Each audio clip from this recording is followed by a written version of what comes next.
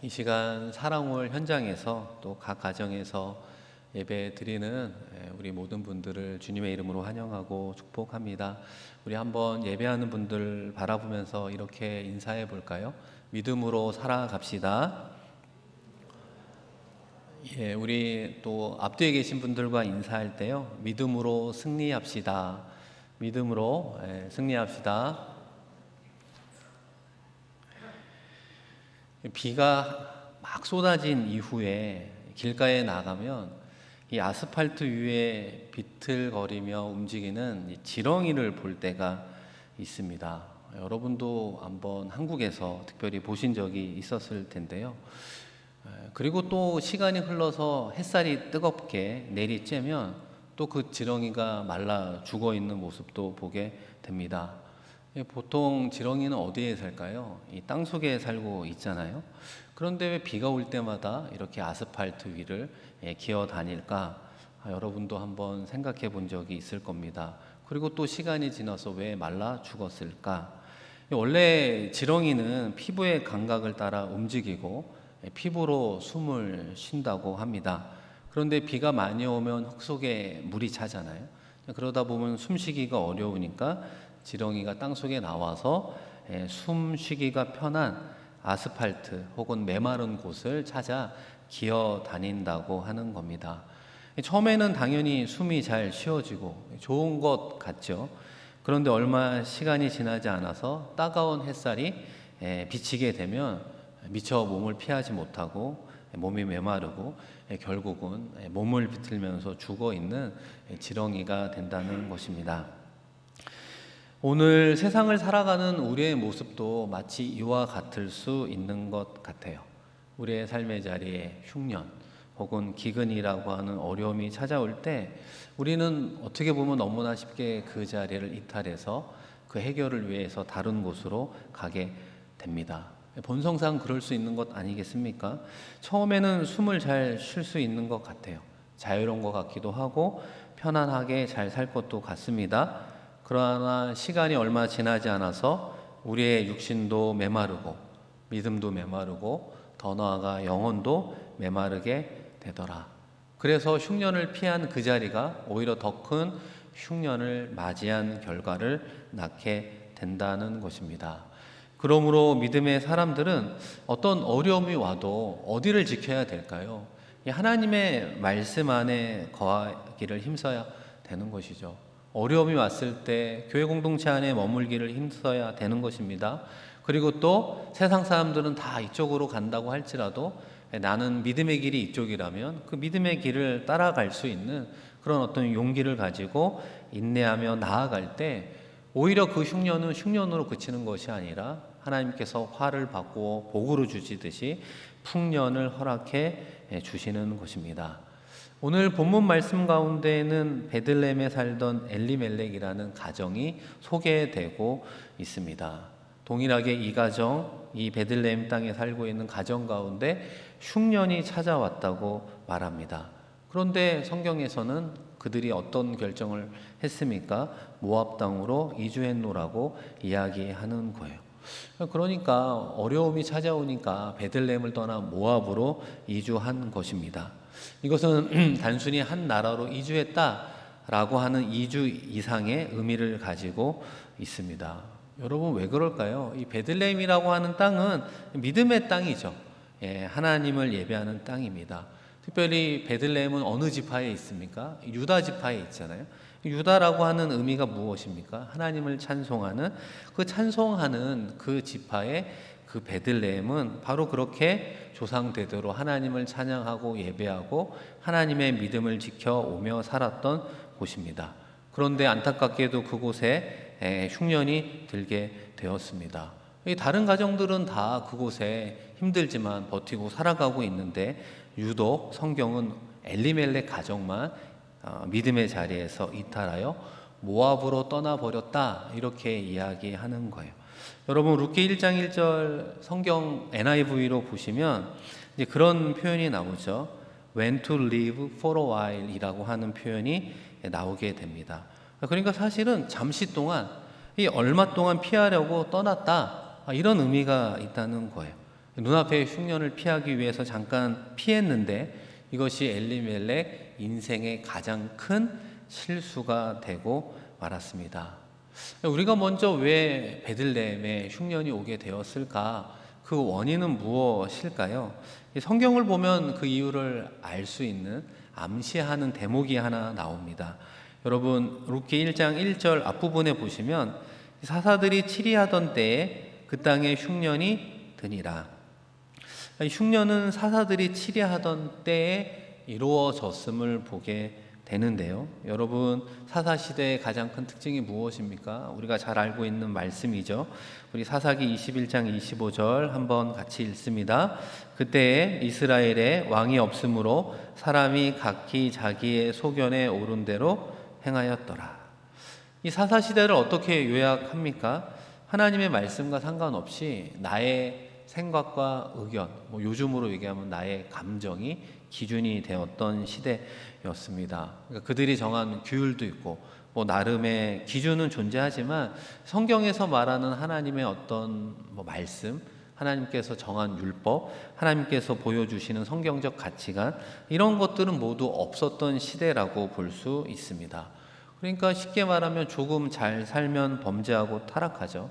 그리고 고생하게 되면 회개하고 돌아오게 되고, 또 잘 살게 되면 범죄하고 타락하고, 어려움이 오면 또 회개하고 돌아오는, 이런 어떤 인간의 본성이 극명하게 나타났던 시대가 성경의 역사 가운데 특별히 사사 시대였습니다. 그래서 사사들이 치리하던 그때에 흉년이 이제 들 수밖에 없었던 것입니다.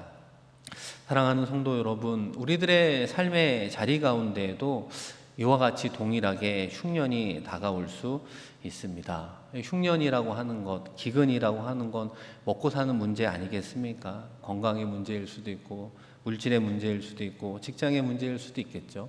취업의 문제, 비자의 문제일 수도 있겠죠. 그런데 이 모든 것이 다 해결된 사람들은 2차적으로 또 이것 없으면 죽을 것 같은 그런 부분들이 있을 수 있겠죠. 관계 문제, 여러 가지 여러분들이 생각해 보기에 이것 없으면 안 돼 라고 여기는 그 삶의 영역에 어려움이 찾아온 것을 오늘 말씀은 흉년이라고 총칭하고 있습니다. 그런데 그것이 어떻게 올 수 있다고요? 내 소견에 오른 대로 살다가 오히려 나의 삶의 영역에 이런 흉년이 찾아올 수 있다는 것입니다. 내가 생각하기에 옳은 대로 행하면서 하나님보다 물질과 건강, 남편의 사랑, 자신의 성공에 우선 순위를 두다 보면 이런 흉년이 오히려 우리에게 찾아올 수 있는 것입니다. 그런데 그 흉년 가운데 가장 무서운 흉년을 무엇이라고 이야기합니까? 그러니까 제가 생각해 보기에는 영적 흉년이라고 말할 수 있습니다. 여러분 관련하여 2절 말씀도 한번 같이 읽어볼까요? 그 사람의 이름은 엘리멜렉이요 그의 아내의 이름은 나오미요 그의 두 아들의 이름은 말론과 기런이니 유다 베들레헴 에브랏 사람들이더라. 그들이 모압 지방에 들어가서 거기 살더니.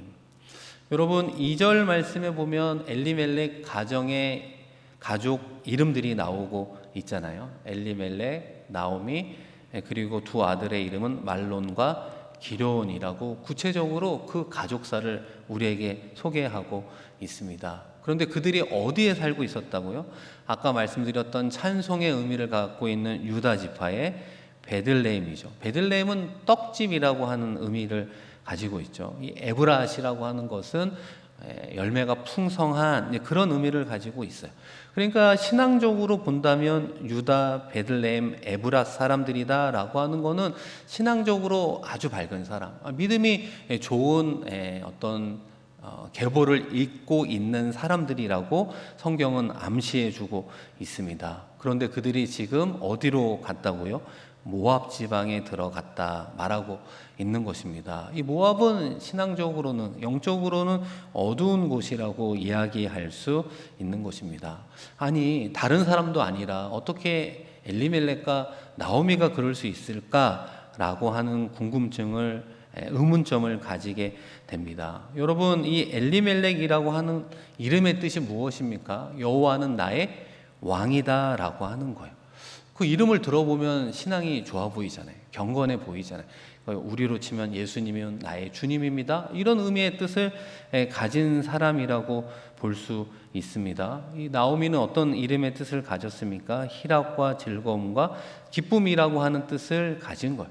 그러니까 이 가족만 겉으로 보면 믿음이 정말 좋은 줄 알았습니다. 경건한 남편, 기쁘고 사랑스러운 아내가 이 믿음의 땅에서, 이 찬송의 땅에서, 열매가 풍성한 은혜의 땅에서 살고 있었는데 다 그 가운데 있다 보니까 믿음이 정말 좋은 줄 알았는데 그 가운데 기근이 찾아오니까요, 그 가운데 흉년이 찾아오니까요, 유독 그 가정 모두가 모압으로 피했노라고 이야기하는 것입니다. 그런 면에서 그 가족의 믿음이 드러나게 되었어요. 아마 본인들도 놀랐을지 모릅니다.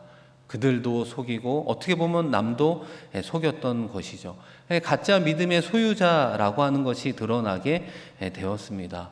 내가 정말 믿음이 있는 줄 알았는데 이 귀근이라고 하는 것이 오니까, 이 먹고 사는 문제에 어려움이 오니까 오히려 믿음의 자리를 박차고 세상으로 나가게 되었던 겁니다. 그러니까 함께 읽은 룻기 1장 2절의 말씀의 이면에는 그들이 믿음이 없었다라고 하는 것이 괄호로 기록되어 있는 것입니다. 사랑하는 성도 여러분, 영적인 엘리멜렉과 영적 나오미와 같은 사람이 누굴까요? 하나님을 잘 믿을 것 같은 사람들입니다. 저 같은 사람들, 목회자, 그럴 수 있잖아요. 우리 교회 안에 직분자, 그렇게 보이잖아요. 또 특별히 말씀을 가르치는 우리 구역장님, 우리 교회학교의 선생님들, 신앙이 좋아 보입니다. 믿음이 좋아 보일 수 있다는 거예요. 그런데 그들 가운데 이런 영적 흉년이 찾아올 수 있습니다. 또 개인적으로 내 믿음이 바닥을 칠 때 역시 영적 흉년이 찾아올 수 있다는 것입니다. 고난이 왔습니다. 그런데 말씀 보기도 싫고 교회 가기도 싫고 사람도 만나고 싶지 않다면 그것은 무서운 영적 흉년이 찾아온 것입니다. 구역 모임이나 신앙의 소그룹 가운데 하나님의 은혜를 나누지 못하고 내 감정만 풀고 온다면 그것은 영적 흉년의 구체적인 모습일 수 있어요. 여러분, 신기한 것은 하나님의 말씀이 들리지 않으면 다른 사람들의 생각과 마음과 형편도 들리지도 않고 보이지도 않고 관심도 없게 되는 것이죠. 혹시라도 여러분 그러한 어떤 삶의 상태입니까? 영적인 흉년이 먼저 찾아왔는지 모르겠습니다. 여러분, 왜 우리 모두에게 신앙의 족와 보이는 분, 그렇지 않은 모든 분들을 향해 영적 흉년이 찾아오는 이유가 무엇입니까? 우리가 하나님의 말씀을 따라 산다고 이야기하죠. 매주일 특별히 이렇게 모여서 가정에서 예배 드리며 우리는 신앙이 좋은 사람들이라고 이야기하면서도 실제로 살아가는 우리의 삶에서는 이 사사기 시대처럼 내 소견에 오른 대로 살아가고 있기 때문입니다. 나의 의견이 중요하고 나의 주정이 중요하고 나의 고집이 중요하고 나의 의견이 중요한 삶을 살아가면서 쌓아둔 어느 순간 알고 보니 그 안에 믿음이 없더라. 우리 안에 믿음이 있으려면 순종으로 살아가는 삶의 자리에서 믿음이 쌓일 때 큰 믿음으로 성장하는 것 아니겠습니까? 그런데 어느 날 느닷없이 찾아온 그 흉년은 알고 보니 영적인 흉년이었습니다. 그러다 보니까 믿음의 자리를 지키지 못하고 모압으로, 세상으로 도와줄 수 있는 사람을 찾아 떠나게 되었던 것입니다. 사랑하는 성도 여러분, 우리가 세상을 살면서 기억해야 될 하나의 표현은 우연은 없다라고 하는 표현일 것입니다. 모든 일은 하나님의 섭리 속에 진행되고 있어요. 실패이든지 성공이든지 그 안에 무엇이 있다고요? 하나님의 섭리가 있습니다. 이것을 믿고 인정하는 것이 참 신앙의 모습이 아니겠습니까? 베들레헴의 흉년이 왔을 때 엘리멜렉의 가족은 눈앞의 흉년과 기근을 두려워하여 떠났다 말씀을 드렸습니다. 그러나 그 이전에 성경에 무슨 기록이 없습니까? 하나님의 섭리를 생각하고 고민하고 기도했던 흔적이 나와 있지 않다라고 하는 거예요. 또 하나 무엇이 있습니까? 베들레헴에 살고 있는 다른 사람들은 동일하게 기근과 흉년을 맞이했지만 그 베들레헴 땅을 떠나지 않고 그 베들레헴을 지키고 있었다라고 하는 것입니다. 사랑하는 성도 여러분, 어느 프로를 보다 보니까요, 우리나라에 살고 있는 이 프랑스 신부님을 보게 되었습니다. 이 드봉 주교라고 하는데요, 올해 연세가 94세 정도 되시더라고요. 26살에 한국에 이제 신부로 오게 되었습니다. 경북 의성에서만 70년 동안 한국을 살게 되었습니다. 어떻게 보면 우리보다 더 오랫동안 한국에 살았던 분이죠. 근데 그 신부님이 이제 한국에 오게 된 이유는 자신의 친한 친구가 이제 20대 때 이제 한국 전쟁이 발발하자 파병하게 되었는데 한국 전쟁에서 숨지고 말았습니다. 이 전사를 하게 된 거예요. 그러다 보니까 한국이란 나라가 어떤가 관심을 갖고 있었는데 신기하게도 1953년 6월에 이제 한국으로 이제 신부 발령을 받게 되었습니다. 그래서 한국에 와서 본 이미지는 어려운 나라, 뭐 당연하지 않겠습니까? 전쟁 끝난 지 얼마 되지 않은 그 한국의 모습은 도움을 주어야 하는 이제 그런 상황이었다고 합니다. 그런데 이제 그분이 그 프로 가운데 무엇을 소개하냐면 이제 그 주봉 신부의 아버지가 이제 프랑스에 계실 거 아니에요. 그 아버지가 15일에 한 번씩 편지를 써 주었다고 합니다. 그러면서 그 편지를 좀 읽어 주었는데요. 오늘 말씀과 관련된 부분만 제가 발제해서 한번 읽어 드리면 이런 겁니다. 사랑하는 아들아, 이곳은 이제 프랑스죠. 너무 축축하고 네가 있는 한국은 너무 메마르구나. 있는 대로 살아야지. 이러면서 이런 표현이 나오죠. 여긴 비가 너무 많고 한국에는 비가 너무 적다고 들었는데 하늘에서 주는 대로 받을 수밖에 없지 않겠느냐. 그러니까 그 신부의 아버지의 편지를 지금도 읽으면서 되뇌어 본다고 하는 거예요. 하늘에서 주는 대로 받을 수밖에 없는 것 아니겠느냐. 이것이 어떻게 보면 이 땅을 살아가는 우리에게 들려주시는 하나님의 음성은 아니었을까라는 생각을 하게 됩니다. 다른 가정들도 같은 흉년, 기근 속에서 어려워했어요. 그런데 그것을 참고 믿음으로 인내하며 하나님께서 때가 되면 다시 하늘 문을 열어주시겠지 인내하며 기다리고 있었습니다. 그러나 엘리멜렉 가족은 고민하지 않은 건 아니겠죠. 그러나 성경은 우리에게 무엇을 이야기하느냐? 그들은 하나님을 찾았던 흔적이 없었다는 거죠. 기도하고 뜻을 묻는 흔적 없이 베들레헴을 떠나 모압으로 가버리게 된 거예요. 어떻게 보면 하늘의 뜻을 거스린, 하나님의 뜻을 거스린 모습 아닐까 싶습니다. 여러분, 그렇게 생각해 보면 하나님의 말씀은 그냥 말씀이고 현실은 현실이라고 생각했기 때문이 아닐까요? 믿음보다 현실이 더 중요하다고 생각했기 때문은 아닐까요?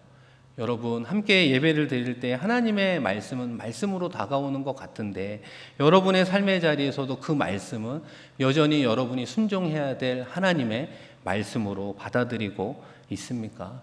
믿음은 정말 중요하다고 알고 있는데 삶의 자리에서 정말 믿음과 현실 중에 하나를 선택해야 된다면 여러분은 믿음을 선택하고 있습니까?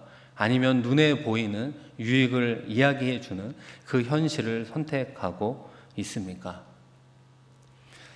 하나님께서는 약속의 땅 베들레헴을 떠나 모압에 살고 있는 나오미 가정에게 다시 한번 돌아올 수 있는 기회, 어떻게 보면 회복할 수 있는 기회를 2차례 주었던 것 같습니다. 여러분, 그 첫 번째 기회가 3절 말씀에 나오는데요. 우리 한번 같이 읽어볼까요? 나오미의 남편 엘리멜렉이 죽고 나오미와 그 두 아들이 남았으며. 여러분, 이 말씀을 볼 때 우리의 시선이 머무는 곳은 나오미의 남편 엘리멜렉이 모압에서 죽었구나, 너무 안타깝다라고 생각할 수 있습니다. 그런데 성경은 사실 그 부분보다는 후자를 강조하는 것 같아요. 나오미와 그 두 아들이 어떻게 했다고요? 남았다라고 이야기하는 거예요. 여러분, 남았다라고 하는 것은 어떤 의미가 있겠습니까? 다시 한번 기회가 남아 있다라고 하는 거예요. 그 기회가 남았다는 것은 어떤 의미입니까? 여기까지 피난을 왔는데 내 남편이 죽다니. 그래도 나에게는 영적 계보를 이어갈 두 아들이 남았구나. 이렇게 생각하고 나오미가 회개하고 다시 베들레헴 땅으로, 흉년은 끝나지 않았지만 다시 하나님의 땅으로 돌아갔어야 했습니다. 그런데 성경은 어떤 나오미의 그 마음을 설명해 주고 있지는 않지만 아마 이렇게 생각을 한 것 같아요. 내가 여기까지 와서 얼마나 고생을 했는데 아들들아 내 한을 좀 풀어다오. 요즘으로 이야기하면 더 공부시키고 더 출세시키려고 길을 썼던 모양입니다. 그리고 누구와 결혼합니까? 잘 사는 모압 여자들과 불신 결혼도 시키고 말았습니다. 물론 모압은 가나안 족속은 아니죠.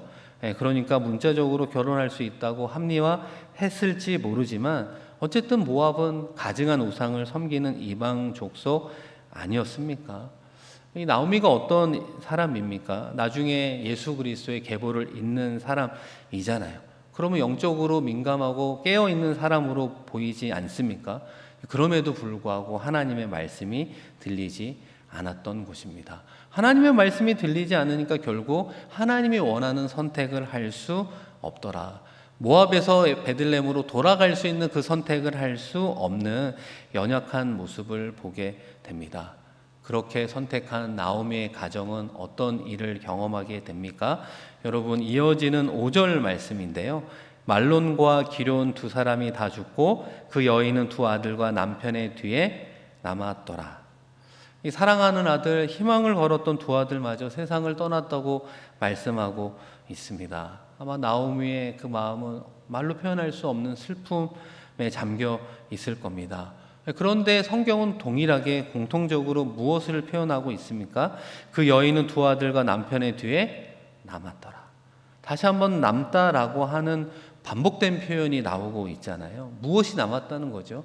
기회가 남아 있다라고 이야기하고 있습니다. 나오미가 선택할 기회가 남아 있다는 거예요. 우리가 회복할 기회가 남아 있다는 거예요. 우리가 하나님을 선택할 기회가 역시 남아 있음을 우리에게 말하고 있는 것입니다. 그러면 어떻게 해야 될까요? 하나님께 돌아가야 되지 않겠습니까? 그런데 중요한 것은 하나님은 우리가 돌아갈 수 있도록 우리의 상황과 환경도 준비하고 있습니다. 여러분 6절 말씀을 우리 한번 같이 읽어보겠습니다. 그 여인이 모압 지방에서 여호와께서 자기 백성을 돌보시사 그들에게 양식을 주셨다함을 듣고 이에 두 며느리와 함께 일어나 모압 지방에서 돌아오려 하여. 아멘. 이 나오미가 이제 베들레헴으로 돌아오는 거죠. 하나님의 회복이 시작이 되고 동시에 그 회복의 자리로 돌아가는 부분들이 묘사되어 있습니다. 이 한글 성경에 보면 이 세 가지 서술어가 나와 있습니다.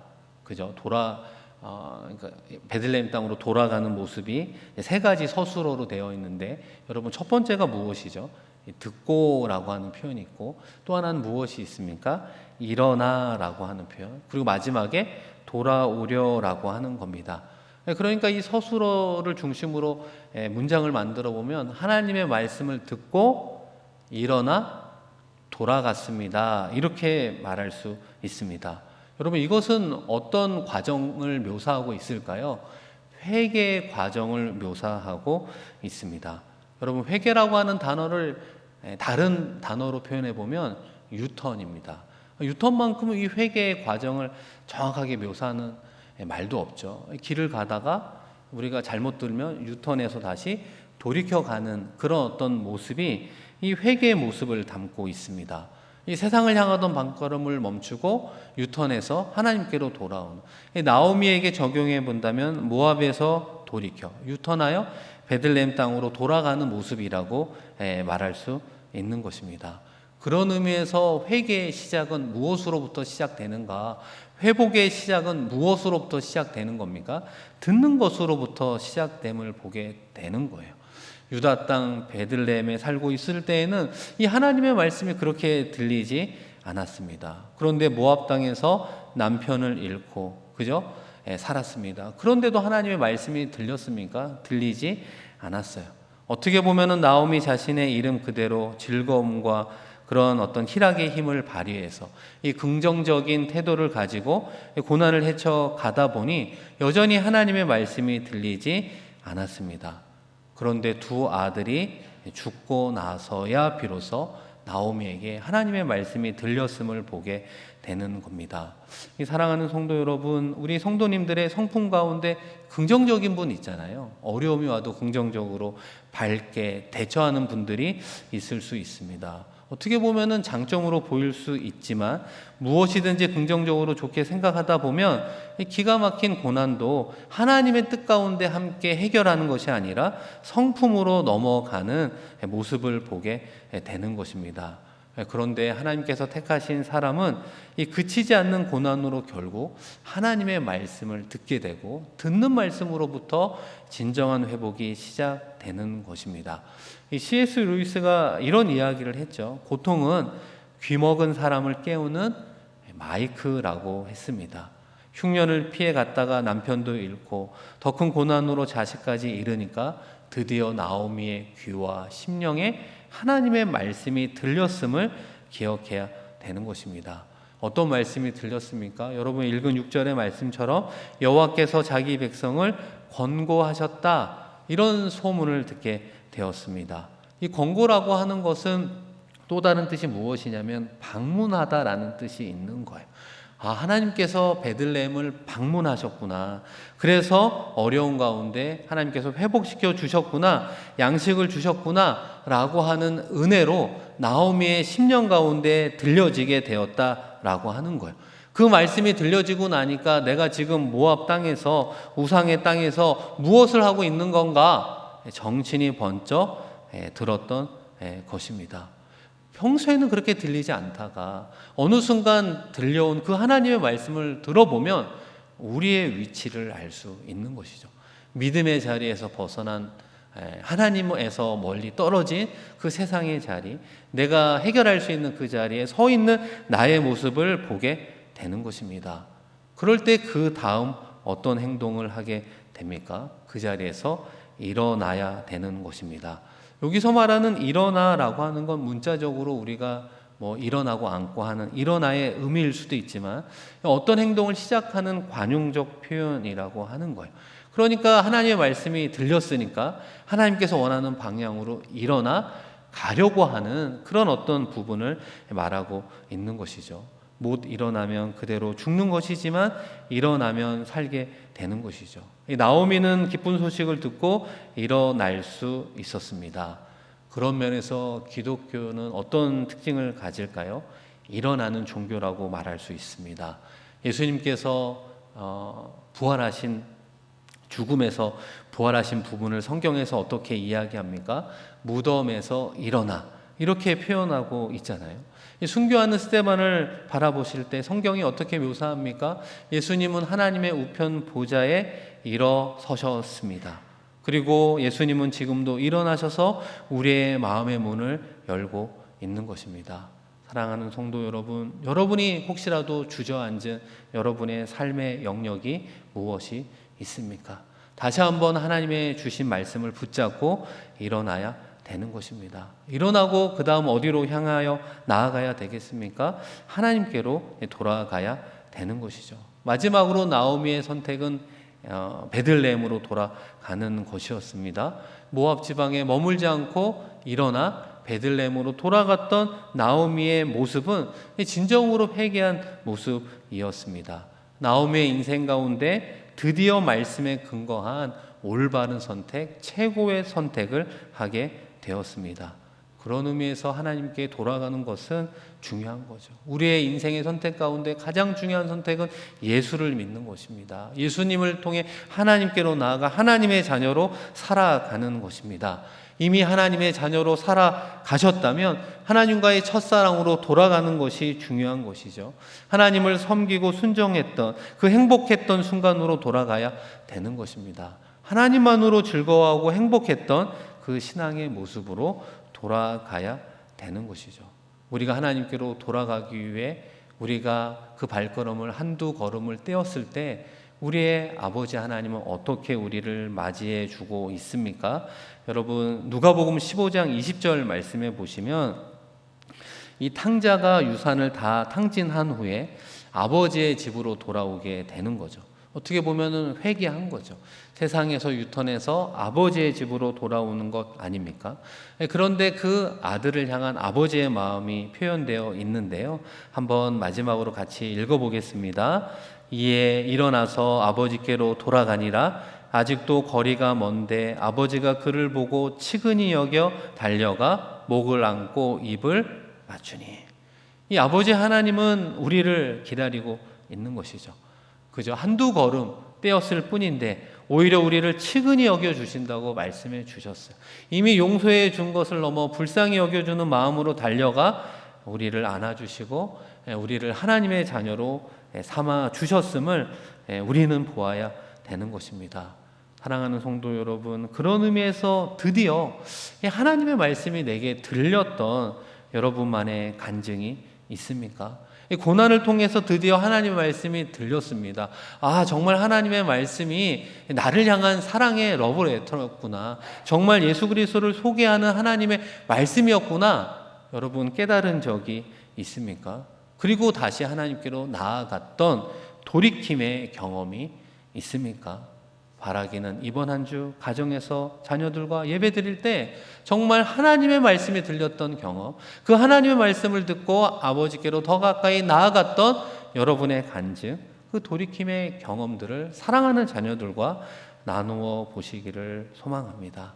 사랑하는 성도 여러분, 이 세상을 살다 보면 삶의 현장에 뜻하지 않게 흉년이 찾아옵니다. 하나님을 믿던 믿지 않던, 하나님을 믿는 분 중에서도 특별히 믿음의 자리를 잘 지키고 기도를 열심히 하는 분들 가운데에도 공통적으로 삶의 흉년은 찾아올 수 있습니다. 그런데 그 흉년을 보고 움츠려들어 피하려고만 하지 말고 다시 한번 믿음의 자리에 굳게 서서 하나님의 섭리를 먼저 생각해 보십시다.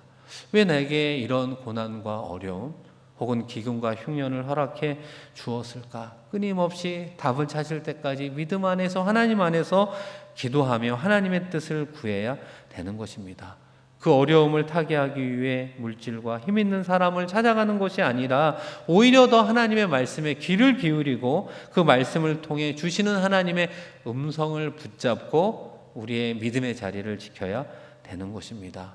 그럴 때 하나님께서 그 흉년을 풍년으로 바꾸어 주시는, 화를 복으로 바꾸어 주시는 예비하신 하나님의 복으로, 풍년으로 다시 한번 우리의 상황을 호전시켜 주실 줄로 믿습니다. 그때를 바라보며 다시 한번 그 믿음의 자리를 끝까지 지켜 승리하는 우리 모두가 되기를 주님의 이름으로 간절히 축원드립니다. 우리 이 시간 함께 말씀 기억하며 통성으로 기도하겠습니다.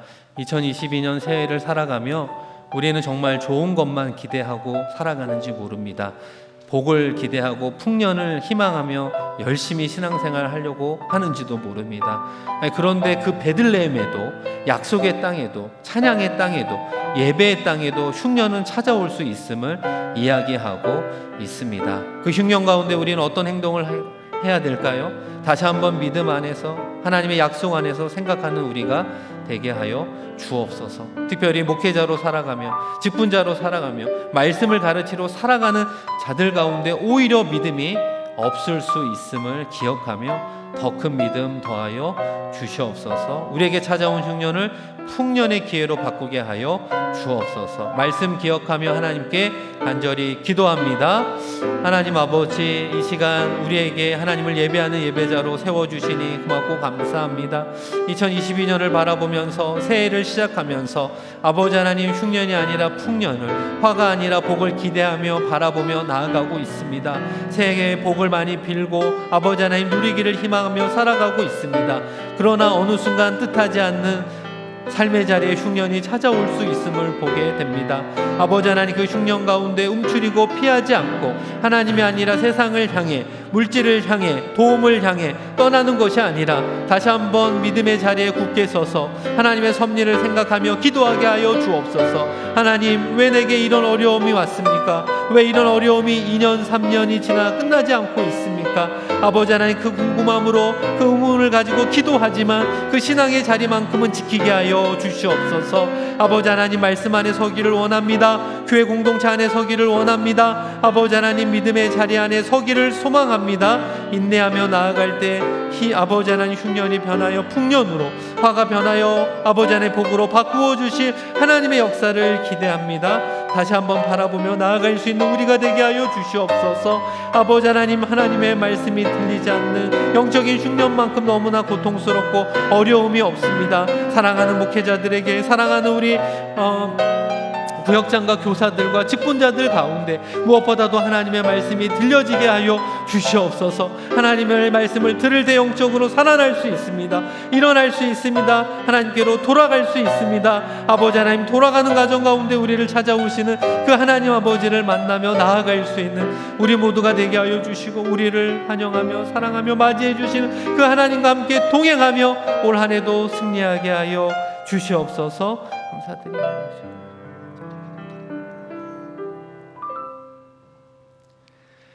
하나님 아버지, 믿음의 자리에도, 기도하는 사람의 인생에도 예상하지 못한 흉년은 찾아올 수 있음을 보게 됩니다. 이때 찾아온 흉년을 보고 움츠려 들어 피하거나 두려움 가운데 하나님이 아닌 세상을 떠나는 것이 아니라 다시 한번 믿음의 자리에 굳게 서게 하여 주시옵소서. 하나님의 약속의 말씀에 다시 한번 서게 하여 주시고, 교회 공동체 안에 머물기를 힘쓰는 우리 모두가 되게 하여 주옵소서. 그 가운데 더욱더 하나님의 말씀에 귀를 기울이게 하여 주옵소서. 이 고통과 고난과 기근과 흉년이 아니었더라면 정말 내가 하나님의 말씀을 제대로 들으며 살 수 없었는데, 이 고난으로 인해서 하나님의 말씀이 들린다면 그것이 오히려 축복임을 깨닫게 하시고 일어나 하나님께로 더 가까이 나아가게 하여 주시옵소서. 하나님은 누구든지 하나님께 피하는 자를 용납하고 피할 길을 주시며 안아주시며 하나님의 자녀 삼아 주시는 줄로 믿습니다. 그 하나님과 동행하며 하나님의 은혜와 사랑을 체험하게 하여 주옵소서. 하나님께로 돌아와 새롭게 회복된 룻기의 말씀을 붙들고 인생에 찾아온 흉년을 더 큰 복의 기회로 바꾸어 승리하는 믿음의 모든 성도 삼아 주시옵소서. 감사드리며 귀하신 예수님 이름으로 축복하며 기도드립니다. 아멘.